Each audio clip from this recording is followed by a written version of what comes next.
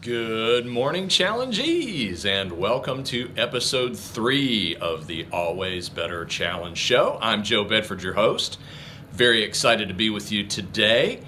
First of all, I have to say, I am blown away. I am grateful, humbled. I have gotten so much great feedback, response, comments about the show. I am grateful to each and every one of you. Thank you so much. This is starting to feel like a real show. It's getting me real excited, and knowing that people are watching and hearing the feedback, positive and constructive, it's all very helpful, and I'm appreciative and grateful. Today's show is going to be a little bit different. Today's show is called A Guaranteed Way to Quit Smoking, and I'll explain that, of course, as we go. First of all, I do want to say one other thing. I want to apologize. Yesterday's show, one of the feedbacks I got, and I realized this before I was told when I went back and watched the show, I went on way too long talking about my decision to keep the show at 30 minutes. So I apologize for that. I realized that I completely belabored that point. So I just want you to be aware that I am learning from my own performance as I go. I am studying it and getting feedback and trying to improve. So just know that if there's things about the show where you're like, God, is he ever going to shut up about that? Hey, I'm learning. I'm figuring it out as I go. So thank you for that. And I don't want to belabor that point, so I will move on. And as always, this is going to be one of my not themes, one of the little fun things about my show that's going to make it quirky is that I always have to stop and drink. This episode brought to you by coffee. So, as I said, today's episode is going to be a little bit different. I'm not going to worry as much about how long this episode is. It may be similar in length to the other episodes, but it's going to be as long as it needs to be, and I'm not going to worry about it beyond that. As always, I'm starting off today with a quote, and I've already teased a little bit by telling you the title of the show. You have an idea where we're going. The quote is this: "You are all so much above this. You're intelligent. You're energetic. You have the world before you in the palms of your hands. Any dream you have is possible. But if you walk the path I walked, this is the path you will walk. And I don't want any of you ever to walk this walk." You may say, that's a strange quote. I'm going to need some context there. Well, that quote is from Barb Tarbox. I could not make that name up. An anti-smoking activist who died at age 42 from lung cancer as a result of smoking. So yeah, that's what we're going to talk about today. I'm aware that thankfully, most Americans no longer smoke. It has definitely become less and less popular, less and less acceptable over the years, and we've become more and more educated on the dangers of smoking. And so I know most Americans don't smoke, which means that I guess most of you, chances are most of you don't smoke either. So you may not even want to watch this show, and that's fine, because that's what it's going to be about. But here's what I do know. If you don't smoke, you know people that smoke, share this with them. Please share this with them. I had to do this episode. I thought about, I'm always obviously thinking of ideas for the shows that I want to do. And this one came to me, and I knew it had, pros and cons as far as doing it as an episode. Anytime you talk about smoking, especially to people who do still smoke, you don't want to be preachy and like, well, I'm going to tell you what you need to do. You don't want to do that kind of thing. But I had to do this episode. First of all, if you want to have a better life, which is the episode, the focus of this show, and you smoke, gosh, that's job one. That's got to be job one. It's got to be. It is bad for your life in every way, which we're going to talk about. There can't be, if you smoke, there can't be anything more important that's going to have a bigger positive impact on your life than quitting. There can't be. There can't be. The other reason I had to do this show, and so you can blame some of my friends, is that I'm encouraged by past success. Excuse me again. And I'm going to tell you my story in a little bit with smoking. But over the years, I have tried to gently and non-preachily, if that's a word, encourage friends and family who do smoke to give that a second thought.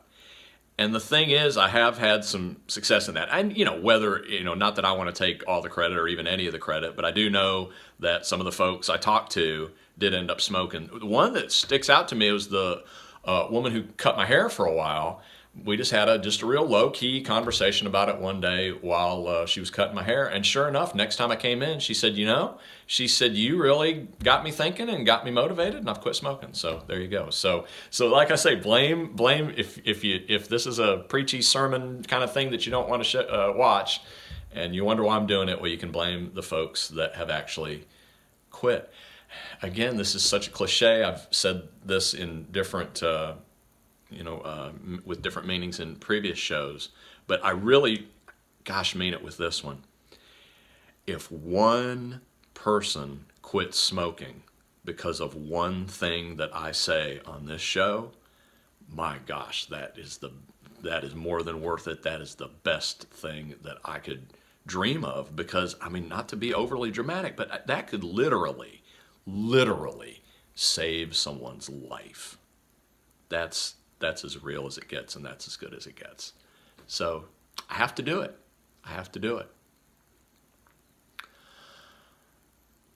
One other point I want to make before I move on quicker is, again, no script, no editing. I just want to remind everyone, there's no safe amount of smoking or tobacco. Well, that's the other thing. There's no safe form of it. Dipping, cigars, I don't care what it is. It's not safe. It's not. I want to make that point before we move on. So what I'm going to do today, and smokers, I'm talking to you now because I assume that, mostly that's who's watching, because I assume that I'm hoping that folks who don't smoke have passed this on to people that they care about who do. So I'm talking to you right now. Well, no, first of all, I'm going to back up. I want to start with my story. Because I want you to know where I'm coming from with this. I want you to know that I'm not preaching to you from up in the ivory tower somewhere. I am a former smoker. I started smoking when I was 12 years old, very young. My mom smoked. My grandmother smoked. I want you to think about that for a moment. I want you to think about how likely that made it that I smoked, how much that had to do with the fact that I did take it up. The reason I want you to think about that is I want you to think about the people in your life that you influence, your kids, your grandkids. Think, I'm not trying to be a downer, but think about that. How much more likely is it going to be that they go down the road that you're on if you keep doing what you're doing and setting that example? It's the truth. So I smoked. I started smoking when I was 12. I smoked off and on for, I'm embarrassed to say, for about 15 years. Pretty heavy sometimes. Proud and happy to say that I've been quit for is it 25 years? Pretty close to 25 years now. So I want you to know that I know where you're coming from. I also want you to know how possible it is to quit, and I want you to know how great it is to quit. It's without a doubt the best thing I ever did. Without a doubt. But I want you to know where I'm coming from on that. And here's the thing. This show is called the Always Better Challenge. I'm going to challenge you. I'm going to challenge you a lot. The first challenge that I want to make to you while watching this show is just listen, take it in, do research. What I'm getting at here is I want you to face the truth about smoking. You know the truth about smoking. You know it's not good for you. You know it can kill you. But what I remember when I smoked, that stuff, but you try not to think about it. I want you to think about it. You need to think about it. If you think about it, that's going to motivate you to quit. Because who in their right mind would do it? It's like Russian roulette every day. So as an analogy, let's say we got the gun here and it's got the chambers and one chamber has the bullet in it. You're going to say, a regular gun has 6 chambers, so that's dangerous. But smoking isn't like that. It's, maybe the gun has 100,000 chambers or whatever. Yeah, but one of them has a bullet. If a gun existed that had 100,000 chambers in it and one of them had a bullet, would you want to put that to your head every day and pull the trigger? Would you want to put that to your head one time and pull the trigger? Think about that. It's Russian roulette. And the jokes, you call them cancer sticks, coffin nails. Oh, you got to die of something.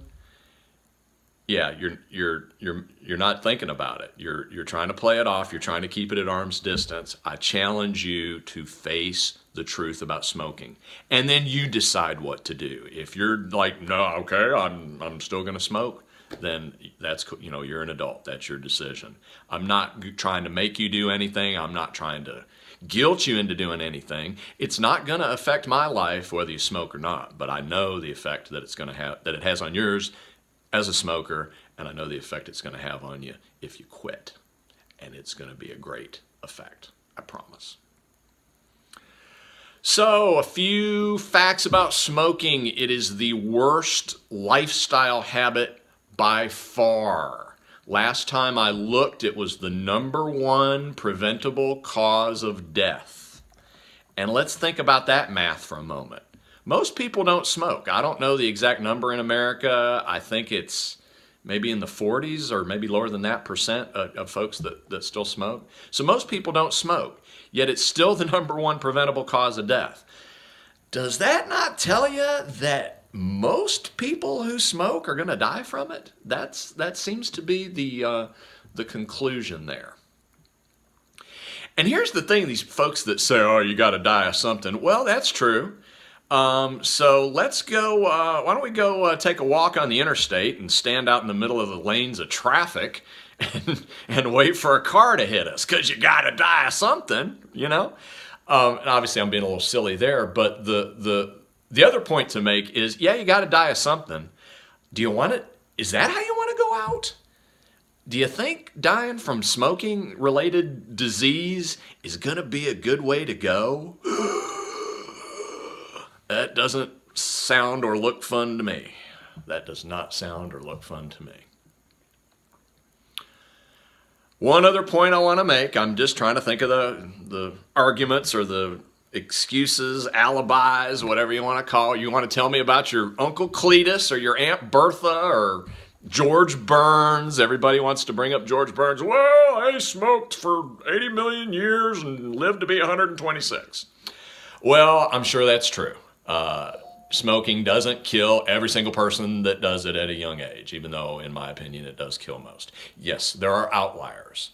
So the thing is, if Uncle Cletus and Aunt Bertha and George Burns all live to be 100, and that's your plan, that's your strategy for why smoking is going to be great for you.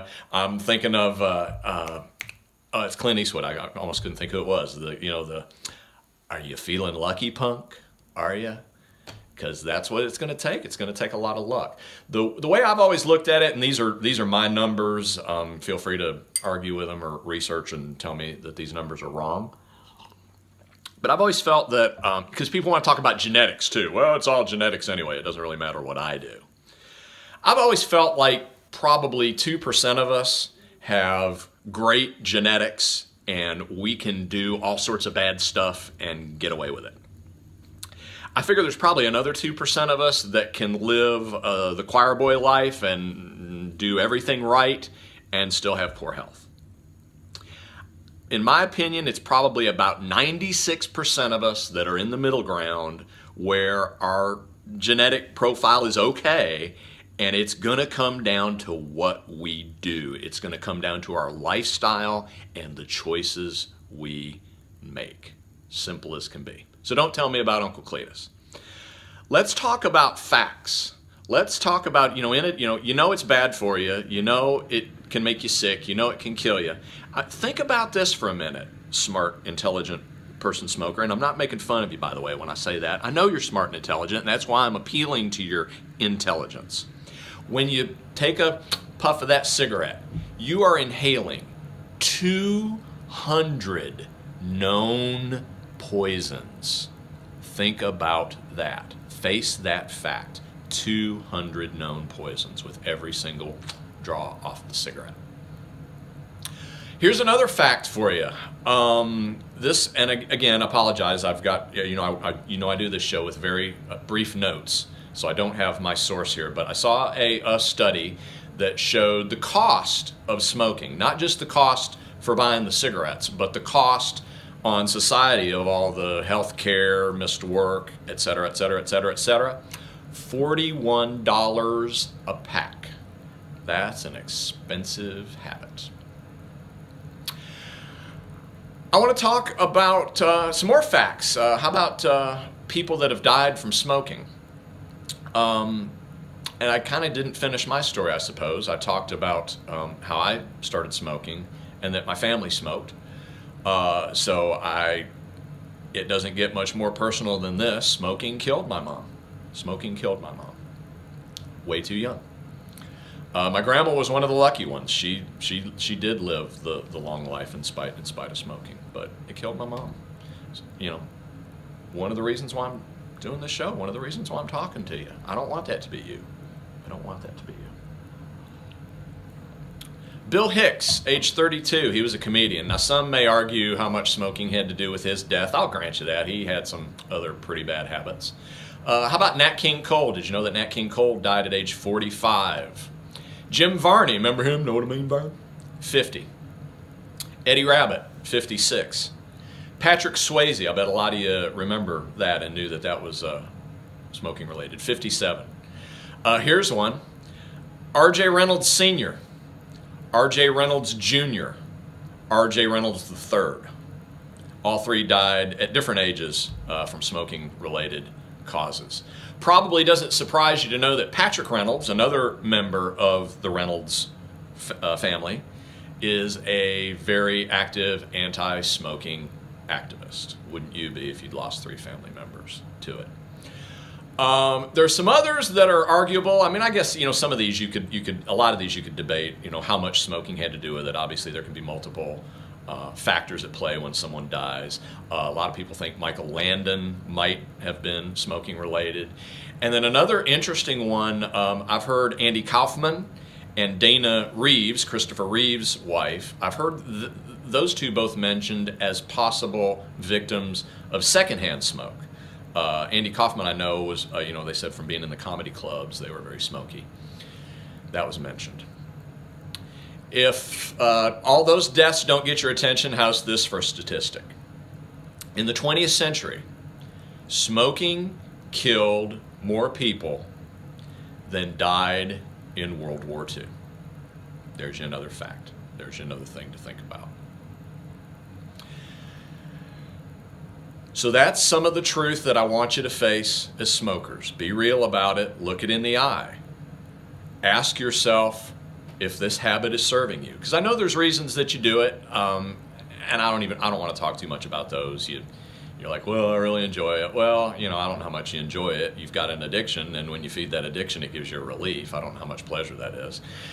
Sometimes you tie it in with relaxing or whatever, but that's just an association in your mind, and that's an association that can be replaced. You can sit down and relax with a nice hot cup of tea or something instead of a cigarette. It's going to be a lot better for you. Before I move on, there's one other truth that I want you to face, and this one, again, I want to be respectful and careful how I say this, but I also want to be real honest with you. to be real blunt about it, you disgust people, and people are nice, so you may not know it, but as a smoker, I always think of this: when you get on an elevator, everybody in that elevator smells that on you, and they're not going to say anything. They're going to be nice, but they're going to be to themselves. They're like, "Oh God, that smell." So it's just something else to think about. It's certainly not the main reason to quit smoking, but it's less and less socially acceptable, and it makes sense. I mean, we just know so much more. We know so much more of the dangers. I mean, I guess back in the day they didn't as much, but more and more we know the dangers. So I wanted to mention that. So now let's get to the good, exciting part of the show, I hope. The title of the show, as I said, is A Guaranteed Way to Quit Smoking. I'm getting in my infomercial mode now, right? How much money would you pay for a guaranteed way to quit smoking? Because I can deliver that for you. Would you pay $100? Would you pay $200? $500? What if I told you that today only, I'm going to give you a guaranteed way to quit smoking absolutely free? Are you ready? Are you listening? Here it is. Step 1, quit smoking. Yep, that's it.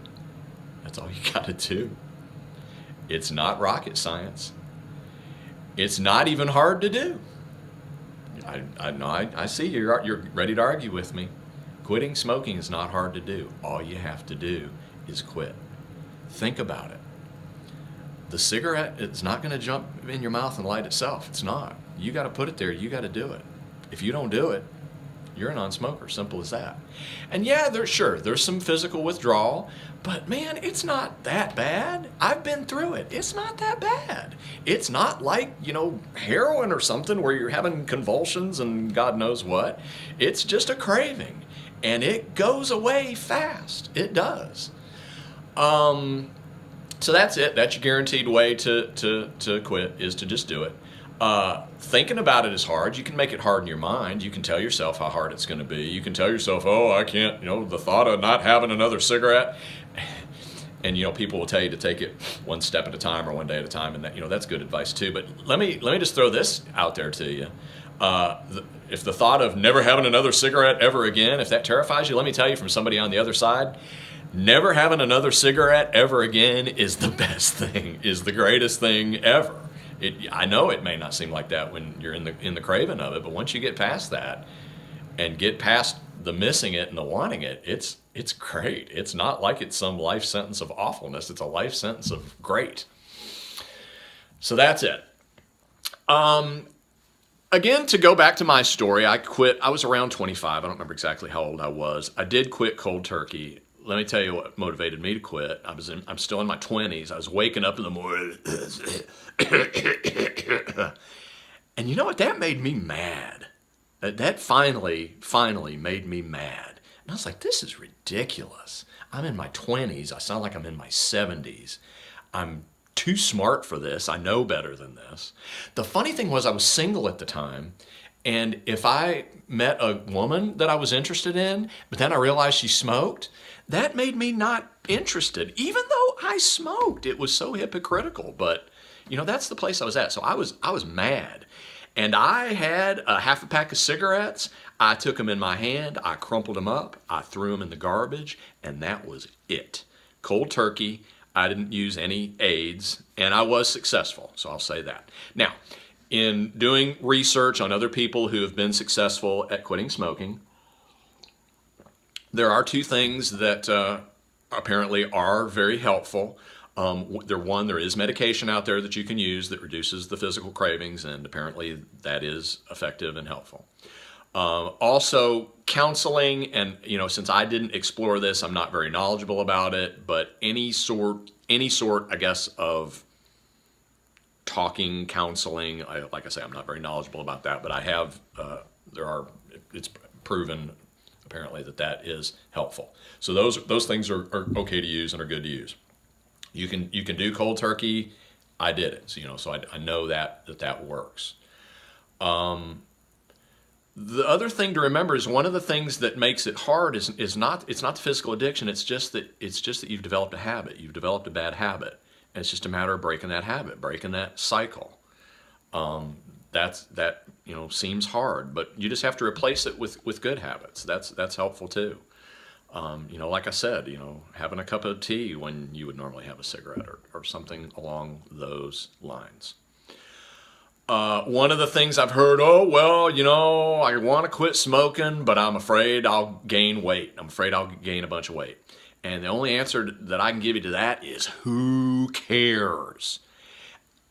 I'm a big health nut. I'm a big believer in being of a healthy weight, but you know what? Smoking is about 8 million times worse for you than having a weight problem. So, worry about job one first. You can worry about job two later.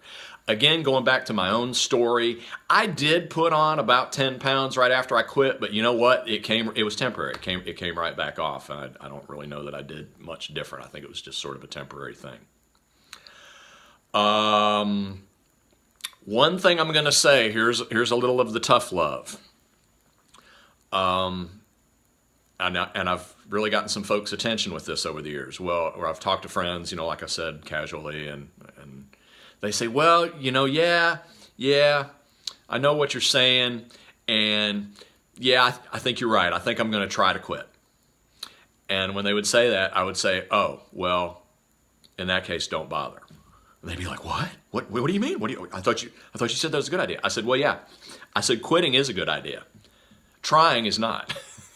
It's the old Yoda, do or do not. There is no try. And you may think I'm splitting hairs here, but I don't think I am.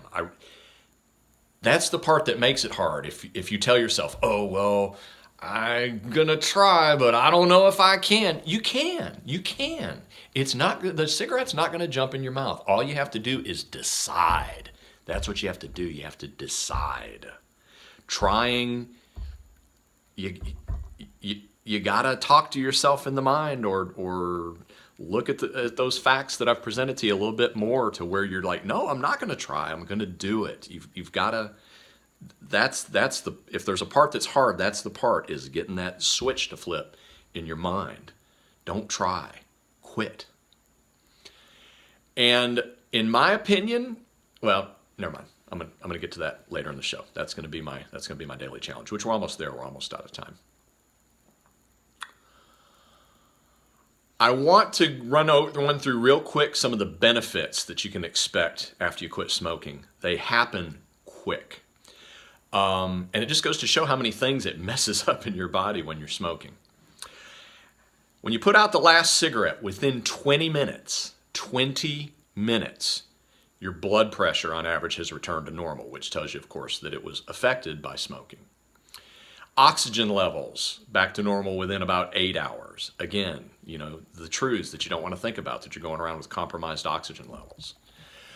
Within 24 hours, the carbon monoxide levels in your lungs has returned to normal, or to that, more of a non-smoker. Yeah, you're walking around with carbon monoxide in your lungs all the time. That's good for you. Not. Within 48 hours, most of the nicotine has left your system, and that sounds right to me. I think within 48 hours, most of the bad, craving is gone as well. You're also going to notice one of the best things about quitting smoking is, apologize for that, your sense of taste. Your taste comes back. Within 72 hours, most smokers, or I'm going to say non-smokers, because that's what you are after 72 hours of quitting, you're going to notice that you're able to your breathing is better. Within 2 weeks, your circulation is going to be better. Did you know you were compromising your circulation by smoking?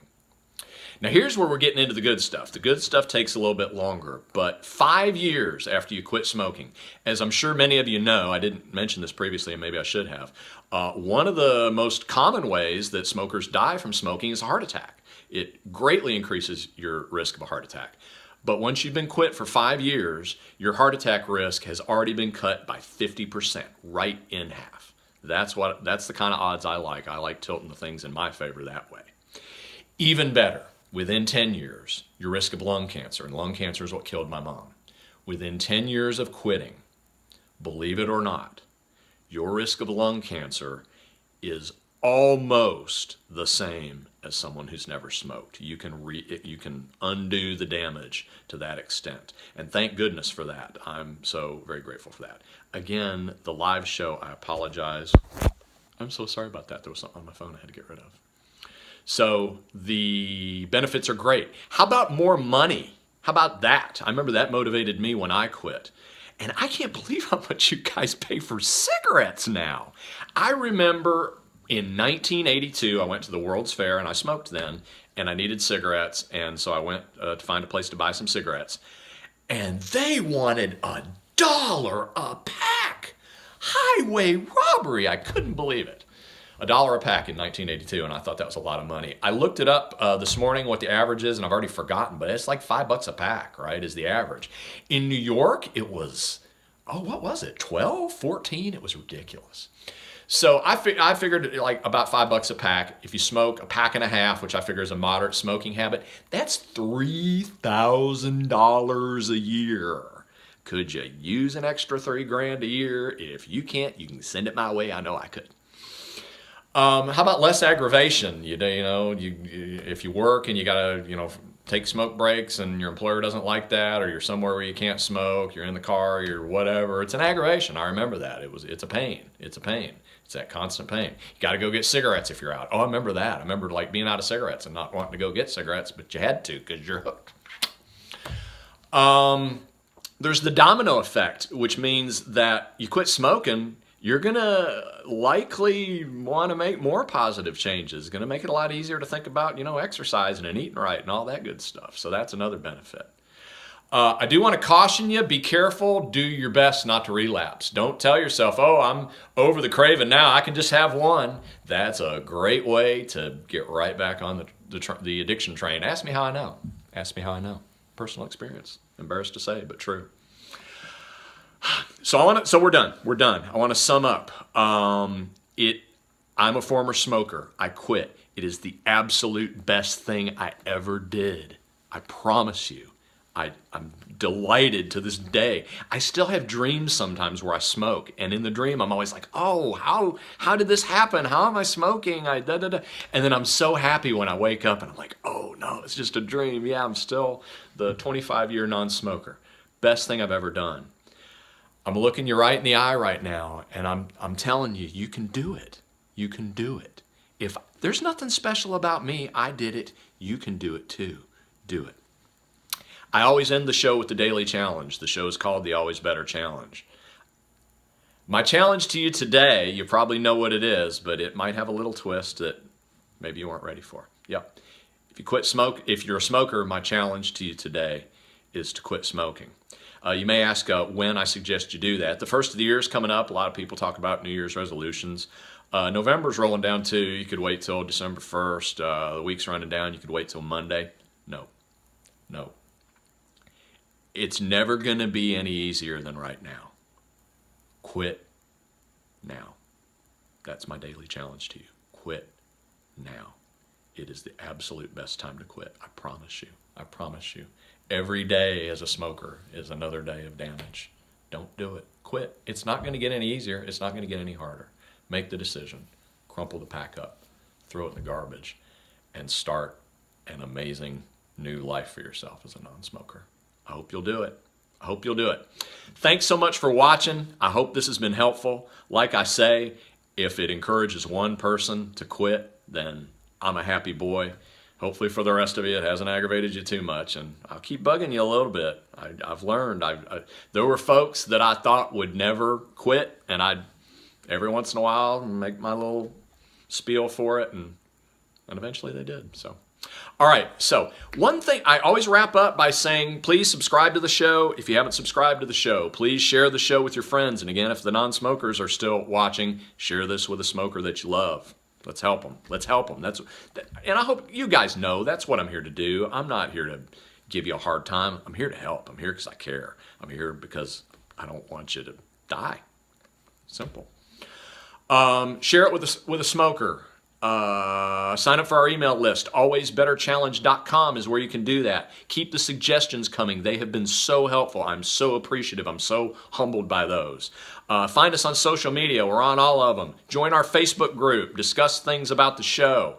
One thing that I'm going to start asking for in this closing thing is questions. I don't know why that didn't occur to me before. If you have questions that you'd like me to answer on the show, hey, I've got a lot to talk, a lot of time to fill on this show. I think that'd be a great way to answer your questions. So you can submit those to me anywhere. You can comment below in the comments. You can hook me up on Facebook. You can email me. My email address is on the website as well. Contact me. I want this to be a conversation. Thanks so much for watching. This is Joe Bedford with the Always Better Challenge show. And I didn't have a tagline yesterday, and I said I needed to have a tagline, and I was going to think of one, and it seems like I thought of one, and I didn't write it down. Oh gosh, this is embarrassing. I'm live now. I'm going to have to make something up. Challenge on. That's what I said yesterday. That's going to end up being my stupid tagline, isn't it? Challenge on. I'm out of here. Have a great day, and I'll talk to you. Oh, tomorrow's Thanksgiving. There will be no show tomorrow. Hopefully there will be one on Friday. Hope to see you then. Thanks. Have a great day. Quit smoking.